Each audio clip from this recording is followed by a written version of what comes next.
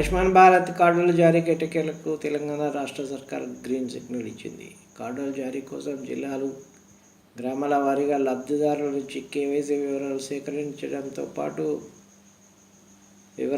సేకరించడం కోసం ఓ ప్రైవేటు ఏజెన్సీకి కాంట్రాక్ట్ అప్పగించింది. ఆ ఏజెన్సీ ప్రతినిధులు ఊళ్ళలోకి వెళ్లి లబ్ధిదారుల నుంచి ఆధార్ నంబర్, ఫోన్ నంబర్, ఇతర వివరాలు సేకరించడం ప్రారంభించారు.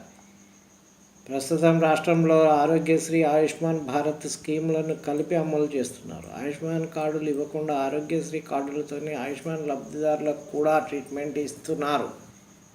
రాష్ట్రంలో సుమారు 30 లక్షల కుటుంబాలు ఆయుష్మాన్ స్కీమ్ పరిధిలో ఉన్నాయి. ఆయుష్మాన్ కార్డులు లేకపోవడం వల్ల మన రాష్ట్రానికి చెందిన వలస కూలీలు ఇతర రాష్ట్రాల్లో ఆయుష్మాన్ కింద చికిత్స పొందలేకపోతున్నారు.